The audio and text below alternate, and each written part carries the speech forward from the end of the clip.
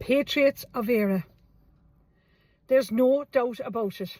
The newly appointed Garda Commissioner, Justin Kelly, and the new Minister for Justice, Jim O'Callaghan, face a monumental task. The trail of destruction left behind their predecessors, Drew Harris and Helen McEntee, has eroded public confidence in our justice system. But we must be patient, folks, and give the new leadership a real chance, a chance to clean the house. And let them start where the rot is most obvious, in the courthouses of Kerry. Because there's Kerry solicitors ruling the courthouses of Kerry. This is one mother's story, a scandal hidden in plain sight. A brave woman, a brave Kerry woman, a mother, a whistleblower, has come forward about what happened to her in Killarney Circuit Court during her divorce proceedings. What she uncovered points to something far more sinister than a bitter family dispute.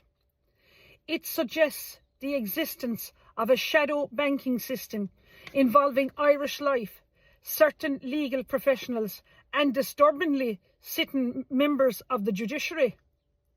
This woman was lied to from the outset. Before the divorce proceedings ever began, she directly contacted Irish Life to confirm whether either she or her ex-husband had any pension with the company. Irish Life categorically denied that such pensions existed, a claim that turned out to be false. It was not, folks, until 3 weeks after the divorce was finalised that a staff member of Irish Life accidentally revealed to the ex-wife the existence of a €250,000 pension belonging to her ex-husband. Yes, folks, €250,000 pension. Shocked, betrayed, and fuelled by righteous anger, this Kerry mother walked straight into Irish Life's head office in Dublin and demanded to speak with the CEO, Declan Bolger. And what did she see? Declan Bolger hiding under his desk. Yes, the CEO of one of Ireland's largest financial institutions hiding under his desk, visible through the glass walls of his office. The mother, unmoved by his cowardice, stood tall and shouted through the glass window for all to hear. "You might fuck with everyone else's pension, but you won't fuck with a Kerry mother." That was the turning point, folks. That was the sound of a woman refusing to be crushed by a corrupt shadow banking system. When Irish Life refused to cooperate, the mother did what very few women in her situation would have had the strength or knowledge to do. She represented herself and subpoenaed the entire board of Irish Life directors to appear in Killarney Circuit Court a week later. But who presided over the case? Judge Sinead Behan from Cork, the very same judge who, during the earlier divorce hearing, went to lunch with her ex-husband's legal team, solicitor Maura Hennessy and barrister Anna Horn, in the middle of the divorce hearing. That afternoon, Judge Behan ruled against the mother and ordered the sale of the family home, effectively rendering her and her children homeless. When the Irish Life pension came before her, Judge Behan tried every trick in the book to shut it down.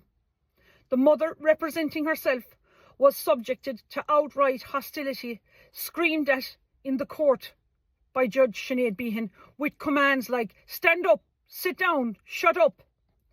The abuse was so severe that the poor woman began wearing a body cam for her own protection.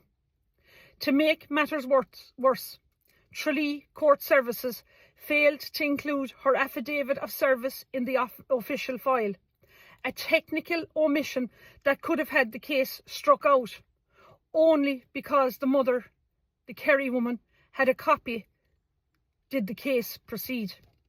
Even then, Judge Sinead Behan tried to dismiss the case, until 3 times the barrister for Irish Life stood up and said, "Irish Life wants to pay this woman every single penny she's entitled to." Only then was the judge silenced. But the corruption continues. It wasn't over. Months later, Judge Sinead Behan, despite telling the woman never to come near her courtroom again, allowed the ex-husband to obtain a pension adjustment order on the woman's pension. It was a blatant abuse of process. But the judge underestimated the Kerry mother. This Kerry mother, no 5/8 as we'd say down here, took the matter all the way to the High Court representing herself when she was finally awarded the full value of the pension. And what of Solicitor Maura Hennessy? She charged the ex-husband €20,000 in cash and another €10,000 later, and said she'd need €40,000 for a High Court challenge. Is this, folks, the price of justice in modern Ireland? A judge in the court and a candidate on the ticket. The one thing Judge Sinead Behan and I have in common is that we are both failed politicians, as the Kerry's Eye newspaper likes to remind us of. But let us not forget who helped put her on the bench. Sinead Behan was a Fianna Fáil candidate in the Cork South Central by-election. Her campaign became infamous when an RTE radio segment accidentally broadcast her being quizzed live on air. Asked simple political questions about the Ceann Comhairle unemployment in Cork, the first TD elected in the constituency, and which parliamentary group had not declared a ceasefire, she responded, "I don't know," again and again. At one point she said, "Can we stop this? I'm feeling faint." The only question I believe she got right was what was the salary of a TD. The backlash was so severe that the then Taoiseach Bertie Ahern personally intervened, expressing anger at how Judge Sinead Behan, this was before she was a judge, had been ambushed by RTE.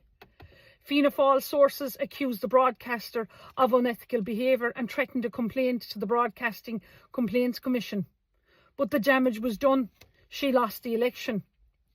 And yet, just years later, Sinead Behan was appointed to the bench. A political favour, I believe, repaid, it would seem. So now we must ask, what are the standards for becoming a judge in this country? How many political appointees sit behind the bench today? And how many of them, like Sinead Behan, are settling old scores or serving old loyalties? This is now time for a criminal investigation. There is now, I believe, a formal file of complaint being sent to Minister Jim O'Callaghan and the Garda Commissioner Justin Kelly, calling for a criminal and judicial investigation into Judge Sinead Behan's conduct, Irish Life's alleged concealment of pension assets, the involvement of legal professionals with potential conflicts of interest, the existence of a shadow banking network embedded in our court system, the appointment process and political backgrounds of judges sitting in sensitive family law matters. But the lesson for every Irish woman is, if Irish Life or any financial institution is in cohorts with husbands and judges, hiding pensions from women and their children, bring their boards of directors into court, subpoena them, use the law against those who weaponise it. Don't let them silence you, because if this one Kerry mother can take on Irish Life, a circuit court judge and a corrupt legal network and win, then no woman in Ireland should feel powerless again. They tried to destroy her. They tried to shut her up. They tried to cover their tracks. But they picked the wrong woman, because you don't fuck with a Kerry mother. Gura Míle Maith Agaibh.